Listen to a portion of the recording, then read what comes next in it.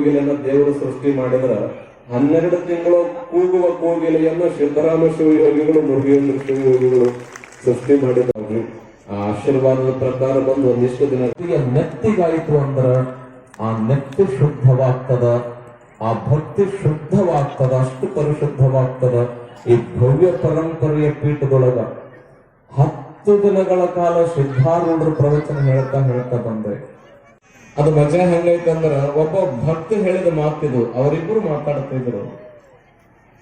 ಸಿದ್ದರಾಮ ಶಿವಯೋಗಿಗಳ ಭಕ್ತರು, ಮುರುಘರಾಜೇಂದ್ರ ಶಿವಯೋಗಿಗಳ ಭಕ್ತರು ಎಲ್ಲಾರು ಶ್ರೀಮಂತರದರ ಕರೆ. ಅದು ಅವರು ತಪ್ಪಲ್ಲ. ಅವ್ರು ಯಾರ ಮನ್ಯಾಗ ಗುಡಿಸಲಾಗ ಪಾದ ಇಟ್ಟರು ಮತ್ತೆ ಒಳ್ಳೆ ಹೋಗಬೇಕಾದ್ರೆ ಆ ಗುಡಿಸ ಬಿಲ್ಡಿಂಗ್ ಆಗಿರ್ತದೆ. ಅದಕ್ಕೆ ನಾನು ಯಾವಾಗ್ಲೂ ಹೇಳಿದೆ, ಪದ್ಮ ಎಲ್ಲಿತ್ತು? ಸಿದ್ದರಾಮ ಶಿವಯೋಗಿಗಳಿಗೆ ಪಾದದೊಳಗಿತ್ತು. ಎಲ್ಲಿತ್ರಿ? ಪದ್ಮ ಅಂದ್ರೆ ಏನು ಅಂತ ನಾನು ನಿಮಗೆ ಮೊನ್ನೆ ದಿನ ಪರಿಪೂರ್ಣವಾಗಿ ಹೇಳಿದ್ದೇನೆ. ಪದ್ಮ ಅಂತಂದ್ರೆ ಯಾಕೆ ಕರೀತಾರ ಅಂತ. ಸಿದ್ದರಾಮ ಶಿವಯೋಗಿಗಳ ಪಾದದೊಳಗಿದ್ದ